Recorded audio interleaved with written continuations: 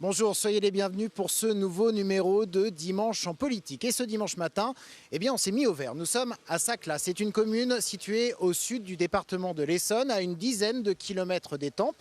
Et si nous avons posé nos caméras ici, c'est pour vous parler de redynamisation des centres-villes. Et en la matière, Saclaz est un cas d'école, moins de 2000 habitants et une vingtaine de commerces. On vient de passer par exemple une agence immobilière, un fleuriste, la Poste, elle a été conservée dans la commune. Et tout cela, on le doit à l'action du maire qui a mené un plan pour revitaliser sa commune. Bonjour Yves Gaucher. Merci de nous recevoir ici. Vous êtes maire depuis 1995. Des projets, on va les découvrir tout à l'heure, vous en avez eu plein. Et vous en avez encore. Cette maison, c'est votre dernier projet. Tout à fait. Quand j'ai vu que cette maison était à vendre, en plein centre-ville, près de la Poste, j'ai tout de suite voulu l'acheter. Donc avec les aides de la région et du département, donc nous avons acheté la maison avec un premier projet qui était une restauration rapide. Mais après réflexion, il est apparu que ce projet pouvait créer des concurrences avec les autres commerces. Donc on est à la réflexion. Vous voulez mettre un commerce? On veut mettre un commerce ici, oui. Donc ça, c'est votre dernier projet. On verra, parce que pour l'instant, il n'est pas encore établi, ce commerce. On va continuer peut-être à marcher dans votre commune, dans votre belle commune. Là, c'est la commune, clairement, qui a racheté le bâtiment. Tout à fait. Vous avez fait valoir un droit de préemption ou ça s'est fait oui, plutôt, dans les villages, on a pu l'acheter à l'amiable. Les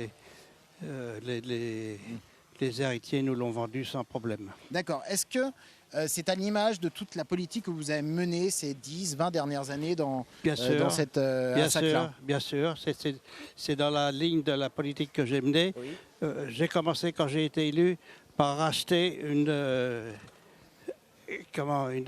ancienne usine désaffectée dans laquelle on a fait des choses, en particulier un immobilier d'entreprise. Et ensuite, la politique de la commune a été soit l'achat, et la construction. Ah oui, vous avez aussi fait construire des bâtiments. Peut-être celui-ci d'ailleurs, vous l'avez fait construire. Celui-ci, on ne l'a pas fait construire, mais on l'a aménagé. C'est un bâtiment communal qui a été aménagé en fleuriste.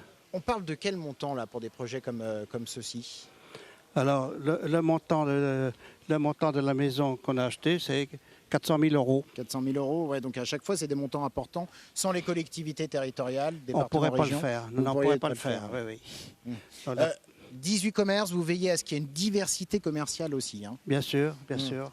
À chaque fois, il ne faut pas faire concurrence il ne faut pas des commerces qui se fassent concurrence. Il faut des commerces qui puissent vivre sur la commune. Alors, je vous propose justement de les découvrir, ces commerces, une vingtaine, on le disait tout à l'heure, et pour seulement, même pas, j'ai envie de dire, 2000 habitants. Regardez tout de suite ce reportage de Frédéric Ovas. Mercredi, c'est jour de marché à Saclaz. Un plus, mais à Saclaz, il y a déjà tout. Pour du pain frais, un steak saignant, un joli bouquet et beaucoup d'autres choses. Bien sûr, beaucoup de clients, bien sûr, Beaucoup de clients pour l'épicier, arrivé il y a 30 ans. La recette de ce dynamisme, une farouche volonté municipale. Pas de concurrence entre les commerces et une équipe plutôt de jeunes qui n'hésitent pas à investir. On a fait construire la poissonnerie il y a 3 ans maintenant avec des matériaux qui donnaient envie, de la luminosité. On essaye de se donner les moyens aussi. On ne peut pas rester dans une boutique vieillissante ou autre. Il faut donner envie aux gens de venir. C'est pour mon chat. Pourtant, les hyper ne sont pas loin. Moi j'aime bien les commerces, donc j'aime pas trop les centres commerciaux, donc je préfère mieux rester les petits commerçants. Voilà. Tant qu'il y en a, j'essaie de les faire travailler si je peux. Donc tu étales jusque ici. Atelier couture aujourd'hui à la mercerie, c'est la petite dernière. Ici, on n'attend pas le client et la patronne reconnaît avoir bien été accueillie par la mairie. On a la possibilité de faire de la publicité dans le petit journal de la mairie, de la commune, qui est distribué tous les mois dans les boîtes aux lettres. Il m'a aussi aidé à rentrer en contact avec la communauté de communes, donc rentrer dans le réseau en fait, des entrepreneurs du Sud-Essonne. À l'hôtel d'entreprise, et oui, il y en a un, on avoue un loyer attractif. J'ai un local donc, de stockage à 60 mètres carrés à 347 € TTC par mois. Donc ce qui est dérisoire en fait, il faut être honnête. Voilà. Ce qui n'est pas dérisoire, c'est la bonne dizaine de professionnels de santé à Saclay. Du dentiste au médecin généraliste, en passant par l'infirmière, pour une prise en charge globale. Il y a un travail d'équipe important, un investissement important, pas seulement dans les soins, mais dans tout l'à côté. Quelqu'un aussi qui nous est très précieux, c'est une coordinatrice qui permet de toucher au maximum le bassin saclasien. Un dynamisme que tout le monde apprécie dans un si petit village, même l'opposant politique aux prochaines élections. Dynamiser, ce n'est pas forcément que l'aspect financier et commercial, hein, c'est aussi créer, une fois de plus, un esprit convivial, quelque chose de chaleureux. Je pense que les gens recherchent un village chaleureux, où on s'y sent bien. Et c'est vrai, le succès appelle le succès. Et nous revoilà donc dans le centre de Saclay. On est juste devant la mairie, une belle mairie en pierre apparente. Nous sommes toujours avec vous, monsieur le maire, Yves Gaucher, maire de Saclay depuis 1995. À vos côtés, Laure Darcos, sénatrice LR du département de l'Essonne. Le Sénat qui a été un peu fer de lance sur cette question de la ruralité. On va en parler bien sûr. Vous êtes également conseillère départementale du département de l'Essonne. Et puis en face de vous, Anne Cabri, bonjour. Bonjour. Vous êtes conseillère régionale, déléguée spéciale auprès de la présidente Valérie Pécresse en charge de l'agriculture et de la ruralité. Vous êtes également présidente de l'Agence des espaces verts d'Île-de-France et j'ajoute que vous êtes maire d'Orsonville dans les Yvelines. C'est un village d'à peu près 300 habitants. Justement, on parlait un petit peu de l'accompagnement des collectivités territoriales pour soutenir de tels projets. Ça, c'est une véritable politique que vous avez menée à la région Île-de-France.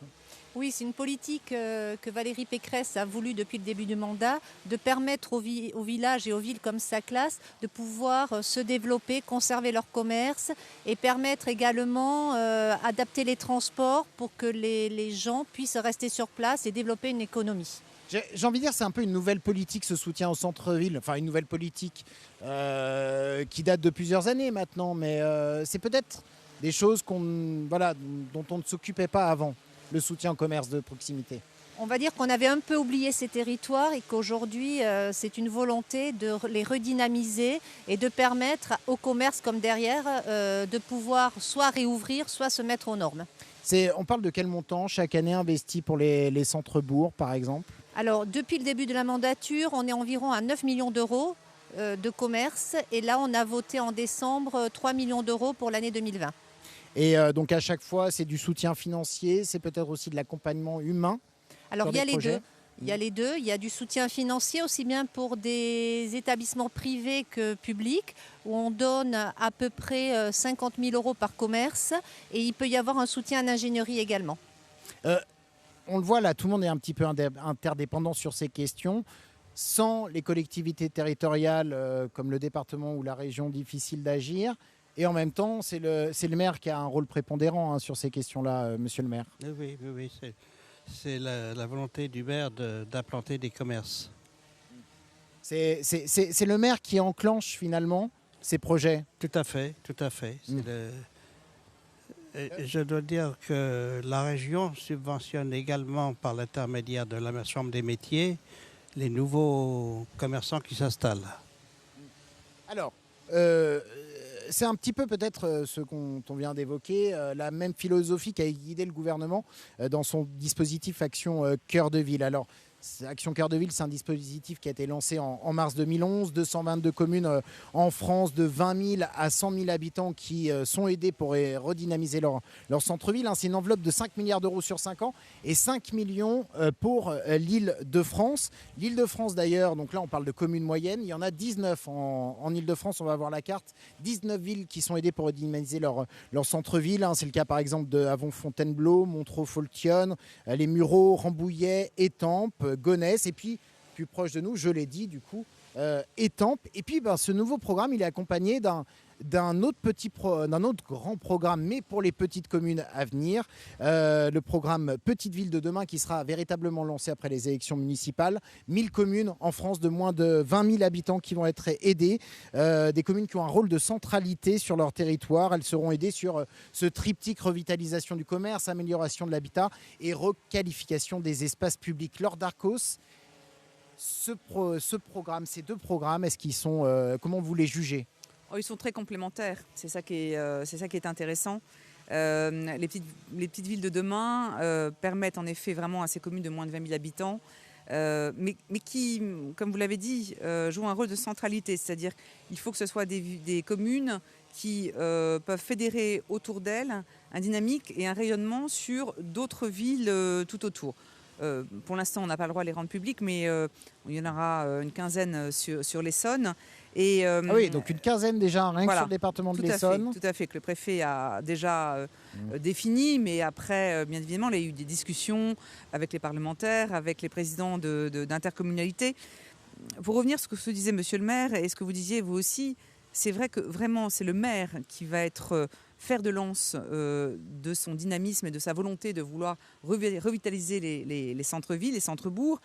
Mais après, comme vous l'avez aussi très bien dit, Yves, c'est qu'il faut impérativement que derrière, les intercommunalités, le département, la région et tous les élus autour montrent qu'ils vont pouvoir être en soutien financier ou même simplement en termes d'action volontaire pour essayer de, je pense par exemple, on a un peu parlé, ramener également des commerces culturels ou peut-être avoir une vision patrimoniale plus importante. C'est le cas pour Action Cœur de Ville et pour cette nouvelle action pour les petites villes où le bâti, le patrimoine va être important.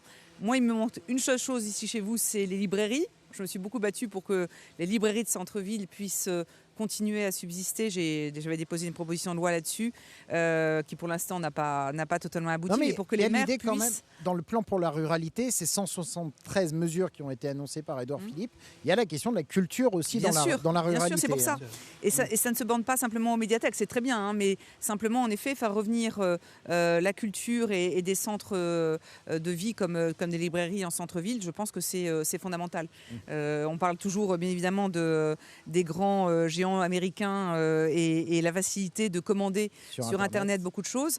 Je trouve que les gens reviennent à ces commerces de proximité et vous l'avez montré avec des commerces spécifiques, des merceries, des quincailleries, ces petits commerces qui finalement se perdent souvent dans des grands centres. On les retrouve ici à Saclay. On les retrouve ici, exactement. En Ile-de-France, quelles sont les zones qui ont besoin d'être particulièrement aidées? Je pense que je ne suis pas dans le... Je m'inscris pas... Enfin, je suis dans la réalité à dire que c'est vraiment la périphérie de l'Île-de-France. On va dire toute l'Île-de-France doit être aidée, mais en priorité la grande couronne qui avait été pendant très longtemps abandonnée et la petite couronne aussi parce qu'il y a des quartiers urbains également qui ont été oubliés, mais on s'est rendu compte dans l'inventaire que nous avons fait que toute la grande couronne comme Saclay était vraiment abandonnée. Ce sentiment d'abandon, la sénatrice l'a bien rappelé, c'est un sentiment qui est important sur ce territoire. Et pour rebondir, je partage tout à fait ce qu'a dit le maire, sans la volonté du maire et de son conseil municipal, on ne pourrait pas revitaliser. Nous sommes que des investisseurs, nous aidons, nous sommes un facilitateur pour les collectivités à faire aboutir leurs projets. Donc c'est important et merci encore d'être à Saclay. Monsieur le maire, vous aviez bénéficié du premier programme de soutien aux petites communes pour dynamiser les centres-villes. C'est un programme qui avait été lancé en 2014. Concrètement, comment ça s'était passé pour Saclay? C'était une enveloppe financière aussi? Alors, moi, j'avais tout de suite demandé une aide à la région, parce que j'étais sur la plateforme de la région. J'ai vu l'aide à la revitalisation des centres-bourgs. Ici, on a un centre-bourg, c'est-à-dire qu'on a un bourg au milieu d'autres villages qui peuvent venir ici. Et après, j'ai appris que la région subventionnait également. Donc, on a demandé aux deux, ce qui nous a permis de faire la pharmacie déjà, parce que c'est notre deuxième opération qui est financée. Et l'achat de la maison et aussi l'aménagement de la maison. Donc ça permet dans ce plan Action Cœur de Ville et celui qui est surtout annoncé pour les petites villes de demain, il y a cette idée aussi de rénover le logement. Ça va dans le bon sens aussi parce que c'est un tout. Bien sûr. Et alors, je voudrais rendre hommage à mes deux collègues Rémi Pointreau et Martial Bourquin, qui étaient l'un républicain, l'autre socialiste, qui ont fait voter à la quasi-unanimité une proposition de loi sur la revitalisation des centres-bourgs. Donc on est au cœur du sujet. Malheureusement, il n'est pas passé à l'Assemblée, mais je pense que ça a dû inspirer notamment nos 2 ministres qui sont les seuls à être vraiment des élus locaux, Madame Gourault et Monsieur Lecornu. Le logement était au cœur de leur proposition, parce qu'on ne revitalise pas un centre-bourg et ses commerces si on n'a pas une politique, notamment vis-à-vis des logements, de pouvoir que le maire ait la main, de pouvoir les rénover, de pouvoir en faire soit un pas de porte relié à des logements au premier étage, des choses auxquelles on ne pense pas, parce que souvent on condamne le rez-de-chaussée et le premier, et surtout de pouvoir entraîner une dynamique qui va au-delà des commerces. On n'a pas parlé, je pense que ce n'est pas totalement le sujet, mais de l'éducation. Je sais à combien un maire, au mois d'avril-mai, quand arrive la carte scolaire, a l'angoisse de se dire est-ce qu'on va me fermer une classe supplémentaire. Et tout ça participe de cette revitalisation des centres-bourgs et centres-villes comme Saclay, de se dire finalement il faut qu'on puisse continuer à attirer des jeunes familles, des gens avec des enfants, pour qu'ils puissent continuer à faire vivre nos écoles et que du coup on entraîne, et c'est le cercle vicieux, on entraîne à ce moment-là des commerces qui veulent venir chez nous. Alors, il y a un bémol, en tout cas en ce qui concerne le programme Action Cœur de Ville. Là, j'ouvre un peu une parenthèse sur les villes moyennes. C'est que, et ça a été pointé par un certain Franck Guintran, délégué de l'Institut des territoires, c'est que des villes ont bénéficié du soutien d'Action Cœur de Ville alors qu'elles avaient en même temps des projets d'extension, de création de zones commerciales. Alors, il donne l'exemple de la région Occitanie, plus de la moitié des villes bénéficiaires, donc 14 sur 25, avaient ce type de projet alors qu'elles ont reçu des subventions d'Action Cœur de Ville. C'est le cas aussi dans une moindre mesure d'Étampes. Elle avait lancé son projet d'extension de zones commerciales avant le dispositif Action Cœur de Ville, mais est-ce qu'il n'y a pas un non-sens? Est-ce qu'on n'est toujours pas quand même dans ce paradoxe étendre les zones commerciales en périphérie et s'étonner de voir les commerces disparaître en centre-ville? Anne Cabri. Alors le paradoxe, on va dire que c'est le conseil municipal et le maire qui décident de cette dynamique. C'est vrai qu'aujourd'hui, en Ile-de-France, on essaie de préserver les périphéries, ces centres-là, pour éviter de grignoter tout simplement des terres agricoles et de permettre au commerce de s'installer. Après, vous citiez Étampes, c'est un choix politique. Cœur de Ville permet également la commercialisation, de recréer des commerces. C'est un choix de remettre à la périphérie, parce qu'à l'intérieur, certainement, il a assez de commerces qui n'avaient pas besoin de ce dispositif. Mais c'est vrai que nous sommes vigilants aujourd'hui, aussi bien le Sénat, l'Assemblée que la région, de rester en cœur de ville. Laure Darcos. Oui, j'avais vu en effet le sujet sur Étampes, j'avais suivi en effet ce qui se passait dans les autres régions. Je pense qu'en effet, il faut quand même qu'il y ait une adéquation et une logique. Mais c'est toujours très compliqué parce qu'en fait, les gens ont quand même le réflexe d'aller dans des grands centres en disant on va tout trouver sur place. Problème de stationnement, on va peut-être en parler, mais c'est vrai que ce n'est pas le cas de Saclay, mais dans certaines villes, il y a un problème de stationnement en centre-ville, les samedis, quand il y a des marchés ou même. Donc c'est vrai qu'un grand parking permet bien évidemment de tout faire sur place. Ça veut dire que quand les grandes villes se ferment progressivement à la circulation automobile, les villes moyennes, et a fortiori les petits villages, mais en tout cas les villes moyennes, sont obligées de laisser leur centre-ville ouvert. Oui, bien sûr. Et je pense et du coup, on peut être complémentaires. Je pense qu'il faut pouvoir attirer le public, les habitants vers les commerces de centre-ville. Il faut, et je l'ai vu dans certains territoires où il y avait un véritable un dialogue entre les galeries marchandes ou les commerces de grande surface et ce qui se passait à l'intérieur des commerces, des communes, pour qu'il y ait une complémentarité. Eux ne peuvent pas se permettre d'avoir une mercerie, une quincaillerie, ça ne les intéresse pas. Donc, d'une certaine manière, on peut, je pense, être complémentaire. Après, pour les subventions et pour les aides, je crois qu'en effet, il y a eu une réflexion au sommet de l'État sur le fait qu'en effet, il fallait faire attention à ce qu'on puisse rester logique dans les attributions des aides des uns aux autres. Très rapidement, la question du stationnement, pour vous, elle s'est posée. Enfin, créer des places de stationnement à côté de vos commerces, elle est primordiale. Elle est primordiale, puisque ce que recherchent les gens ici, parce que les gens qui viennent de l'extérieur, même des temples, certains viennent ici, ils apprécient de pouvoir stationner. Et je pense qu'il y a une autre face aussi, c'est que les gens reviennent un petit peu à vouloir aller chez des commerçants que l'on connaît, rencontrer des gens. C'est plus convivial dans le centre-ville que d'aller dans les grandes surfaces où c'est absolument impersonnel. Alors, autre annonce du gouvernement qui commence à dater de plusieurs mois, c'est ce souhait de voir des maisons France Service partout sur le territoire. Le gouvernement veut d'ici 2022. Saclay fait partie des 500 premières maisons France Service. Alors, il faut dire qu'ici, elle est ancienne. Le projet était déjà en marche. Voyons comment fonctionnent ces maisons France Service avec Frédéric Ovas et Océane Labalette. Saclay, 1800 habitants, son église, sa rue principale et sa mairie. Une mairie poupée russe, car à l'intérieur, il y a aussi la caisse d'assurance maladie, la retraite, les impôts, la CAF, le Pôle emploi, la Poste, les ministères de l'Intérieur et de la Justice. C'est ça, une maison France Service. Françoise veut ouvrir son dossier médical partagé. 97. Donc là, on va saisir votre numéro de sécurité sociale. 97. Voilà, c'est bon.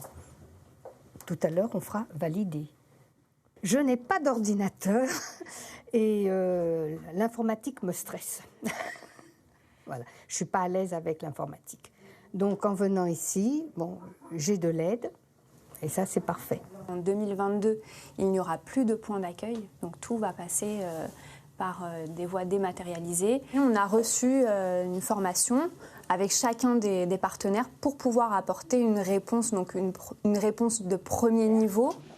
Ce jour-là, visite de la secrétaire d'État aux affaires européennes. Vous êtes déjà très formé numériquement. Vous avez fait des ateliers. Oui, j'ai fait 2 ateliers. Qui étaient ici à la maison. Tout à fait. Il y a à la fois la présence des services publics, des permanences, l'aide en ligne, et puis aussi la visioconférence. Si vous avez une demande très précise, on peut vous trouver la bonne personne dans le bon bureau, mais peut-être qu'il est à 30 ou 40 km d'ici. Et du coup, les personnes peuvent, depuis Saclay, depuis ce village, avoir accès à l'intégralité des services que la République leur offre. Et pour les questions plus complexes, il faudra tout de même se déplacer. Ici, à Fontenay, en Seine-et-Marne, c'est ce que dénoncent certains syndicats. L'usager est perdant, puisqu'on leur propose une détérioration de renseignements. En fait. Actuellement, lorsqu'ils viennent, ils peuvent avoir leurs renseignements tout de suite être reçus dans un bureau et avoir les réponses directement. Or, avec la mise en place des maisons France Service, ce ne sera pas forcément le cas. D'ici 2 ans, le gouvernement entend ouvrir 2200 maisons France Service pour lutter contre la désertification des services publics. Et c'est vrai que les territoires ruraux et semi-ruraux ont beaucoup souffert de voir disparaître leurs postes, par exemple. Plus récemment, c'était peut-être aussi leur centre de finances publiques. Ces maisons de services publics, Anne Cabri, comment est-ce que vous les accueillez? Est-ce que c'est le retour du service public dans les territoires ruraux ou est-ce que finalement c'est encore du service public à minima? Alors, le gouvernement a entendu cet abandon qu'il y avait dans les territoires ruraux où aujourd'hui, clairement, on n'avait plus ce service public. Donc, c'est très bien qu'il ait entendu, mais c'est un message en tant que maire qui a été rappelé pendant des années. Le Sénat a porté ça également pendant longtemps. Donc oui, c'est bien pour une ville d'avoir ces services, mais ce n'est pas suffisant. Il faut écouter encore plus les maires. Je crois que le président a remis un peu le maire au centre du village. C'est important parce qu'il faut s'appuyer sur les demandes des maires, les demandes des habitants. J'entendais dans le reportage que les gens disent on ne peut plus se rendre dans les services publics. Aujourd'hui, les mairies le faisaient, mais ça peut être une alternative. Ce n'est peut-être pas suffisant, c'est un début et il faut que les gens s'approprient ce système. Et c'est au maire peut-être aussi d'exprimer dans le cadre du dispositif pour les petites villes de demain, d'exprimer leurs souhaits puisqu'ils seront au centre dans le cadre d'un dispositif Cousu Humain. Laure Darcos. Oui, moi je suis d'accord avec ce que dit Anne. C'est un plus, mais ce qui peut être paradoxal, c'est que j'imagine que monsieur le maire, comme beaucoup de ses collègues, se bat quasiment quotidiennement pour qu'on ne ferme pas sa poste. Donc une aide au numérique, et notamment parce qu'il y avait beaucoup, je trouve, de fractures Alors là, par contre, générationnel et social, dans le fait qu'on digitalise absolument tous les services publics, c'était terrible parce que beaucoup, il y a quand même plus de 20% des Français qui ne savent pas répondre sur Internet à des services de l'État. Donc, votre maison France Service va permettre ça. Donc, j'espère qu'elle tiendra son rôle. Mais paradoxalement, dans beaucoup de villes, en Essonne notamment, on a cette épée de Damoclès et ce danger de fermeture des postes qui reste quand même encore un lieu de vie, que ce soit pour la banque postale ou juste pour les postes, absolument incroyable. Là, c'est aussi, ça génère du monde dans la commune. Saclay est aussi traversé par une route. Il y a ce souhait de voir justement se développer très rapidement, pour terminer cette émission, ce souhait de développer dans certaines communes des maisons France Service. Est-ce qu'on ne crée pas des inégalités territoriales? Monsieur le maire, vous avez le mot de la fin. Non, moi je peux vous dire que les Saclasiens dans leur ensemble, mais surtout les personnes âgées, les personnes qui ne manient pas bien l'Internet, sont ravis de venir à la mairie pour faire leur démarche, pour avoir des conseils et même quelquefois pour se servir de l'Internet avec quelqu'un derrière. Je veux dire, ils sont ravis. Moi, je trouve que c'est une très bonne idée. Donc, très bonne idée pour Maison France Service. Je dis que c'est vraiment rapprocher les services administratifs des habitants. Il faudra au détriment d'autres territoires, peut-être pour finir. Oui, mais c'est vrai que, comme dit Monsieur le maire, déjà, c'était le rôle des mairies rurales. Les secrétaires de mairie étaient déjà au service de la population. Donc, on a changé le nom, on a donné un peu plus de moyens comme à vous, mais dans beaucoup de villages, c'est ce que fait le quotidien de nos secrétaires de mairie. Donc, ce service est déjà rendu. Très juste. N'oublions pas que la mairie, c'est quand même la maison commune. Oui. Et moi, j'ai toujours voulu que l'accueil soit bon et que les gens soient bien reçus et qu'ils soient conseillés. Je voudrais vous dire autre chose. On arrive à la fin de cette émission. Merci beaucoup, en tout cas, monsieur le maire, de nous avoir fait découvrir votre village, puisque c'est un village, selon la définition de l'INSEE, moins de 2000 habitants, et un village que vous avez formidablement redynamisé. C'est, comme on le disait en début d'émission, un cas d'école, 20 commerces pour moins de 2000 habitants. On souhaite ce futur pour finalement toutes nos communes rurales de France. Merci beaucoup d'être venu. Bravo au service public de pouvoir offrir cette délocalisation. Je peux vous dire que je trouve qu'en tant que... c'est notre mission de service public. Je veux dire, voilà, merci bravo beaucoup à tous et merci à vous de nous avoir suivis.